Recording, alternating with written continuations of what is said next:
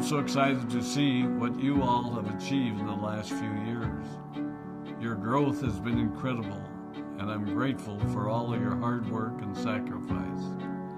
A lot of that growth has been brought about by new people coming into the business to take advantage of our generous marketing plan and effective product line. So I thought I would take just a moment of your time to share with you a little bit about where Forever came from and where Forever is going. I've heard people describe this as our culture, but I think it's simply who we are. Several decades ago, I was an executive for a real estate development company called Del Webb. And at that time, there was a lot of excitement about a new business concept.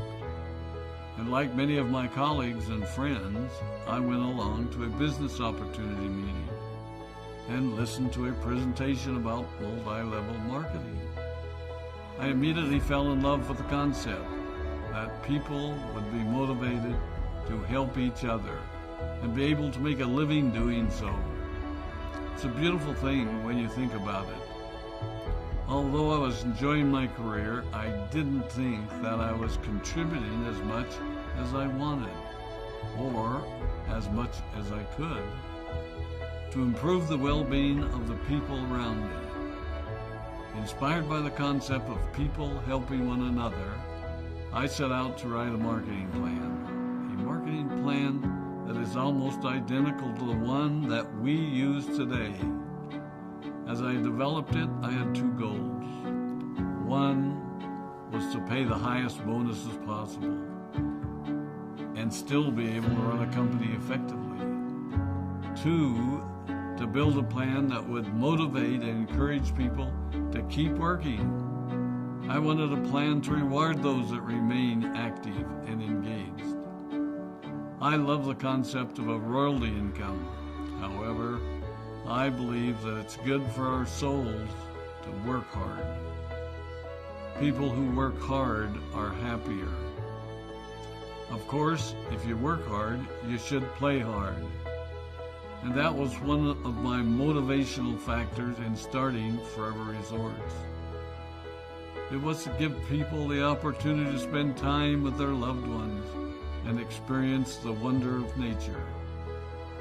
Next time we're together, maybe I can tell you more about my passion for our resorts, our rare animals, and spectacular natural resources. So, with the marketing plan prepared, I needed to find a product. And we searched around and looked at different opportunities. I was passionate about finding something that was effective, consumable, and that we knew would not be a fad. During my search, I met a group of doctors who had developed a method of stabilizing aloe vera. They convinced me of its efficacy, and we began testing the product, and were amazed by the results. We were in business. We had a fair and balanced marketing plan, a consumable, effective product, and the third ingredient, an absolute conviction that we could make a difference in the lives of the people around us. And while it might have been a bit presumptuous, we honestly believed that we could make a difference in the world. We put in generous return policies, customer service incentives, and began to build this business based on the principle of being nice to one another and helping others. The success was incredible, and we grew rapidly until Christmas of 1982. I was sitting at home with the family, and the phone rang. They informed me that there had been a freeze at our aloe plantations in Texas, and that all of our aloe was destroyed. I immediately went to the airport and flew to South Texas to see what we could do. I hoped and prayed that when I arrived, what I saw would be better than the news I'd received. But that wasn't to be the case. We had no aloe, and the business immediately began to suffer. There were some FBOs that left, but more importantly, there were those that stayed.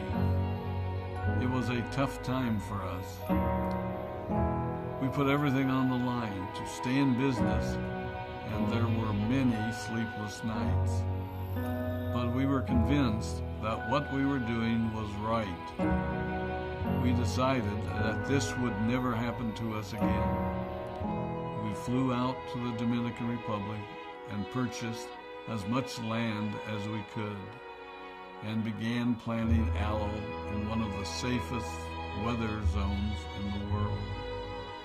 In addition to the acres of plantations in the Dominican Republic, we now have plantations in Mexico and South Texas. It was a tough lesson to learn. But during the tough times, we became stronger and we grew the most. We grow roots that strengthen us and help us to overcome the challenges and obstacles that life throws at us. I have learned that solid principles and core beliefs do not have a sell-by date. It is never old-fashioned or out of style to be nice to each other, to honor your commitments, and to treat people how you would wish to be treated. I recognize that many of you might not have heard about our beginnings, as you are new in the company. I am thrilled that you're part of our forever family, but I ask you to be mindful of the foundation upon which this company has been built. Forever was built on the principles of paying the highest bonuses possible, providing the most effective and highest quality of product, and empowering people to serve one another. There are no shortcuts to success in our business.